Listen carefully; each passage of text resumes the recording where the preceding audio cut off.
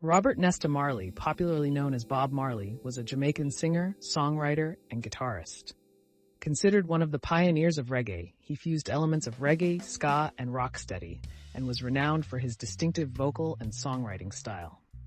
Marley was born on the 6th of February 1945 at the farm of his maternal grandfather in 9 Mile, St. Anne Parish, colony of Jamaica, to Norval Sinclair Marley and Cedella Malcolm. His father, Norval, was a white Jamaican born in Clarendon Parish, and whose cousins claimed that the Marley surname had Syrian Jewish origins. This is, however, not conclusive and speculative, and was refuted by Marley's biographer.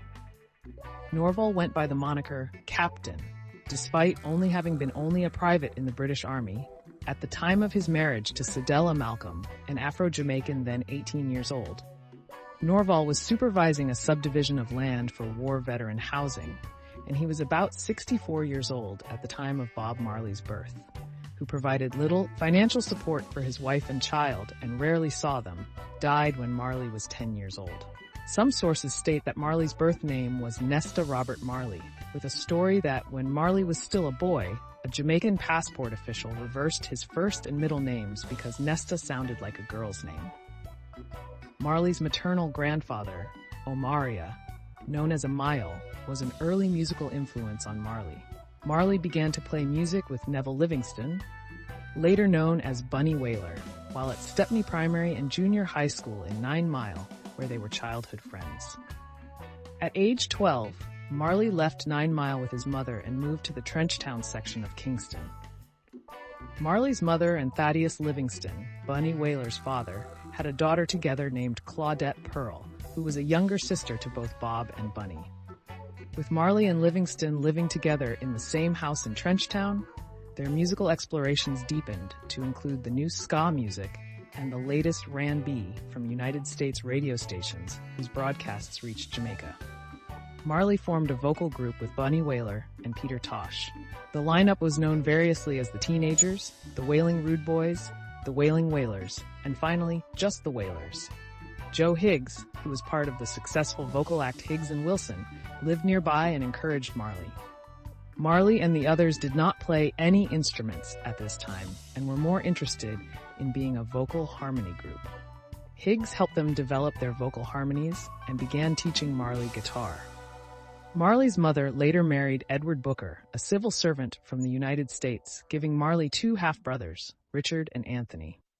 In February 1962, Marley recorded 4 songs, Judge Not, 1 Cup of Coffee, Do You Still Love Me, and Terror, at Federal Studios for local music producer Leslie Kong.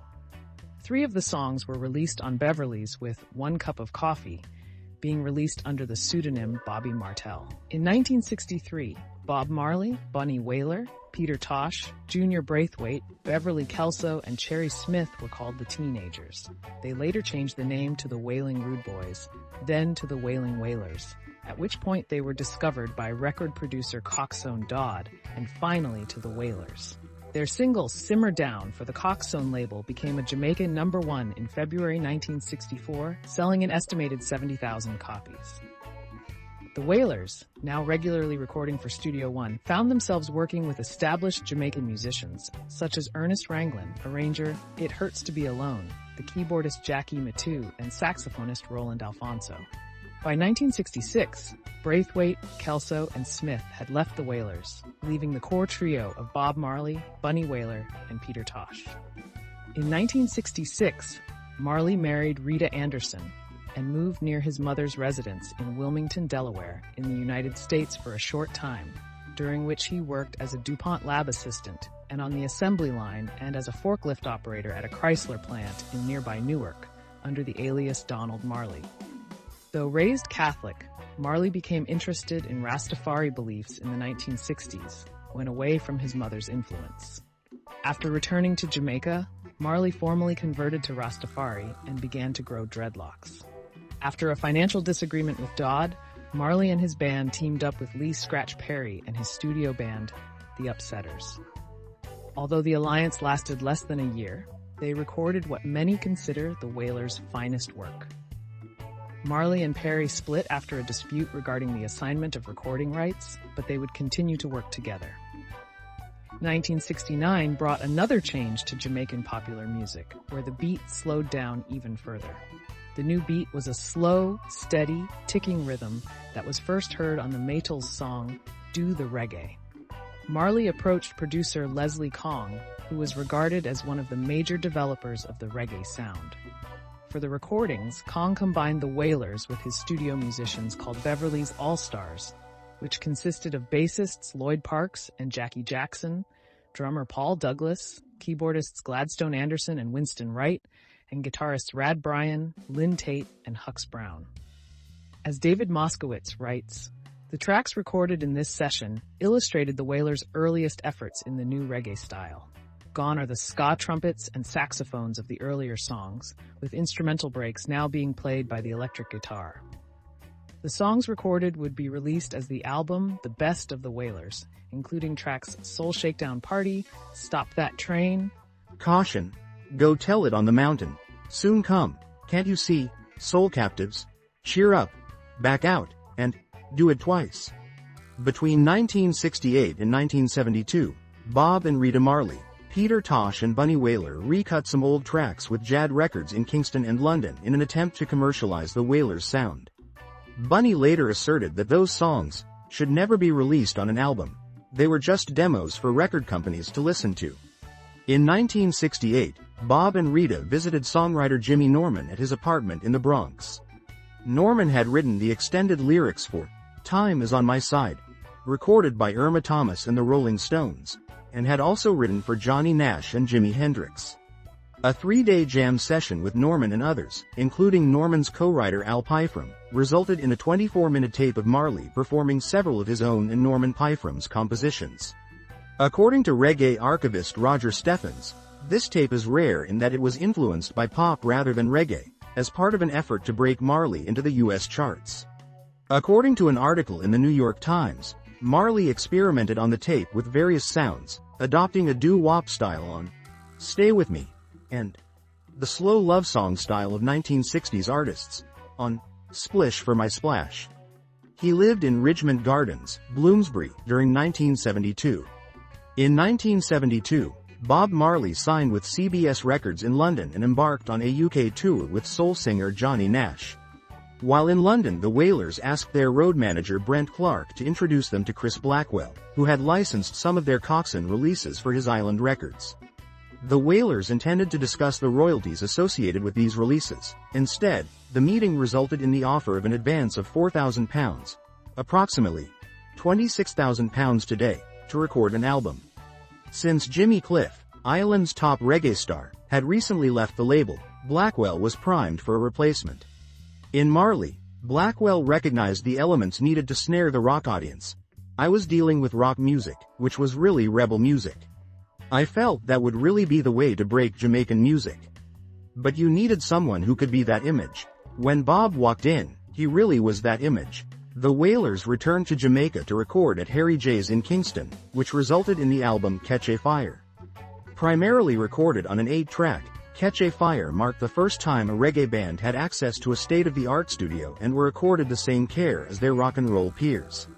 Blackwell desired to create more of a drifting, hypnotic-type feel than a reggae rhythm, and restructured Marley's mixes and arrangements. Marley traveled to London to supervise Blackwell's overdubbing of the album at Island Studios, which included tempering the mix from the bass-heavy sound of Jamaican music and omitting 2 tracks. The Wailers' first album for Island, Catch a Fire, was released worldwide in April 1973, packaged like a rock record with a unique Zippo lighter lift top. Initially selling 14,000 units, it received a positive critical reception. It was followed later that year by the album Burnin', which included the song, I Shot the Sheriff. Eric Clapton was given the album by his guitarist George Terry in the hope that he would enjoy it.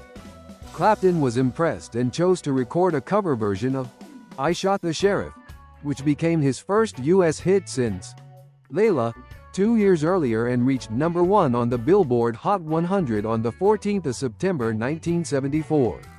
Many Jamaicans were not keen on the new reggae sound on Catch a Fire, but the Trenchtown style of Burnin' found fans across both reggae and rock audiences. During this period, Blackwell gifted his Kingston residence and company headquarters at 56 Hope Road, then known as Island House, to Marley. Housing Tough Gong Studios, the property became not only Marley's office but also his home. The Wailers disbanded in 1974, with each of the three main members pursuing a solo career. Despite the breakup, Marley continued recording as Bob Marley and the Wailers. His new backing band included brothers Carlton and Aston, Family Man, Barrett on drums and bass respectively, Junior Marvin and Al Anderson on lead guitar, Tyrone Downey and Earl, WYA, Lindo on keyboards, and Alvin, Seco, Patterson on percussion. The I-Threes, consisting of Judy Mowat, Marcia Griffiths, and Marley's wife, Rita, provided backing vocals. In 1975, Marley had his international breakthrough with his first hit outside Jamaica with a live version of No Woman, No Cry from the live album. This was followed by his breakthrough album in the United States, Rastaman Vibration, 1976, which reached the top 50 of the Billboard Soul charts.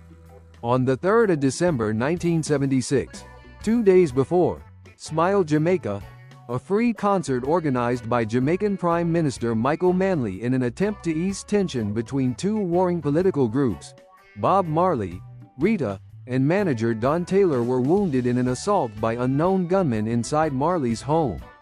Taylor and Rita sustained serious injuries but later made full recoveries. Marley sustained minor wounds in the chest and arm. The attempt on his life was believed to have been politically motivated, as many felt that Smile Jamaica was actually a support rally for Manley. Nonetheless, the concert proceeded, and an injured Marley performed as scheduled, 2 days after the attempt. The members of the group Zap Pow played as Bob Marley's backup band before a festival crowd of 80,000 while members of the Wailers were still missing or in hiding. Marley left Jamaica at the end of 1976, and after a month-long recovery and writing sojourn at the site of Chris Blackwell's Compass Point Studios in Nassau, Bahamas, arrived in England, where he spent 2 years in self-imposed exile. On 4 successive nights, from the 1st to the 4th of June 1977, he played with the Wailers at the Rainbow Theatre in London.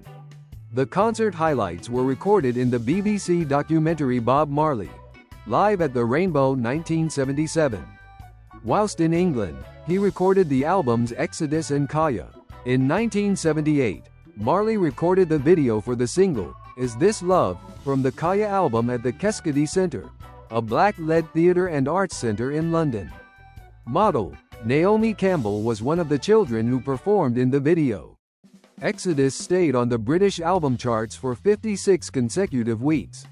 It included 4 UK hit singles: Exodus, Waiting in Vain, Jamming, and One Love, which interpolates Curtis Mayfield's hit, People Get Ready. During his time in London, Marley was arrested and convicted of possession of a small quantity of cannabis.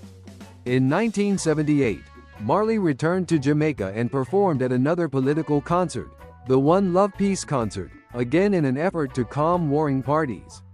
Near the end of the performance, by Marley's request, Michael Manley, leader of then-ruling People's National Party, and his political rival Edward Seaga, leader of the opposing Jamaica Labour Party, joined each other on stage and shook hands. Under the name Bob Marley and the Wailers, 11 albums were released, 4 live albums and 7 studio albums. The releases included Babylon by Bus, a double live album with 13 tracks, was released in 1978 and received critical acclaim. This album, and specifically the final track, Jamming, with the audience in a frenzy, captured the intensity of Marley's live performances. Survival, a defiant and politically charged album, was released in 1979. Tracks such as Zimbabwe, Africa Unite, Wake Up and Live, and Survival reflected Marley's support for the struggles of Africans. His appearance at the Amandla Festival in Boston in July 1979 showed his strong opposition to South African apartheid, which he already had shown in his song, War, in 1976. In early 1980, Marley was invited to perform at the 17th of April celebration of Zimbabwe's Independence Day. Uprising, 1980, was Marley's final studio album and the last album that was released during his lifetime. It is one of his most religious productions, as it includes Redemption Song and Forever Loving Jah. Confrontation, released posthumously in 1983, contained unreleased material recorded during Marley's lifetime, including the hit Buffalo Soldier and new mixes of singles previously available only in Jamaica. Marley was a longtime member of the Rastafari movement, whose culture was a key element in the development of reggae. He became an ardent proponent of Rastafari, taking its music out of the socially deprived areas of Jamaica and onto the international music scene. As part of being a Rastafarian, Marley felt that Haile Selassie I of Ethiopia was an incarnation of God or Jah. However, later in life, he ended up converting to Ethiopian Orthodox Christianity and was baptized by Archbishop Abuna Yesahak in the presence of his wife Rita Marley and their children, with the name of Burhan Selassie, on the 4th of November 1980, shortly before his death.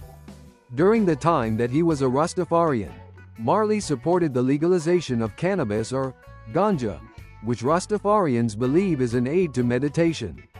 Marley began to use cannabis when he converted to the Rastafari faith from Catholicism in 1966. Marley was arrested in 1968 after being caught with cannabis but continued to use marijuana in accordance with his religious beliefs. Of his marijuana usage, Marley said, "When you smoke herb reveal yourself to you. All the wickedness you do, the herb reveal itself to yourself, your conscience, show up yourself clear, because herb make you meditate. As only a natural thing and it grow like a tree." Marley saw marijuana usage as a vital factor in religious growth and connection with Jah, and as a way to philosophize and become wiser. Marley was a Pan-Africanist and believed in the unity of African people worldwide. His beliefs were rooted in his Rastafari religious beliefs. Marley was substantially inspired by Marcus Garvey and had anti-imperialist and Pan-Africanist themes in many of his songs, such as Zimbabwe, Exodus, Survival, Blackman Redemption, and Redemption Song. The lattermost draws influence from a 1937 speech given by Marcus Garvey in Nova Scotia. Marley held that independence of African countries from European domination was a victory for all those in the African diaspora. In the song, Africa Unite, he sings of a desire for all peoples of the African diaspora to come together and fight against Babylon. Similarly, in the song, Zimbabwe, Marley marks the liberation of the whole continent of Africa, and evokes calls for unity between all Africans, both within and outside Africa. Marley married Alpharita Constantia Rita Anderson, popularly known as Rita Marley, in Kingston, Jamaica, on the 10th of February 1966. He had many children. 3 were born to his wife Rita, and 2 additional children were adopted from Rita's previous relationships as his own, and they have the Marley name. The list of children from our first source are: 1. Sharon, born the 23rd of November 1964, daughter of Rita from a previous relationship, but then adopted by Marley after his marriage with Rita. 2. Sadella, born the 23rd of August 1967, to Rita. 3. David, Ziggy, born the 17th of October 1968, to Rita. 4. Stephen, born the 20th of April 1972, to Rita. 5. Robert, Robbie, born the 16th of May 1972, to Pat Williams. 6. Rohan, born the 19th of May 1972, to Janet Hunt. 7. Karen Marley, born 1973, to Janet Bowen. 8. Stephanie Marley, born the 17th of August 1974, to Rita and Owen. Ital Taki Stewart, a former Jamaican soccer player. Nonetheless, Bob adopted Stephanie as one of his own, which entitled her to his estate. 9. Julian, born the 4th of June 1975, to Lucy Pounder. 10. K.Y. Money, born the 26th of February 1976, to Anita Belnabas. 11. Damien, born the 21st of July 1978, to Cindy Breakspear. Other source listed.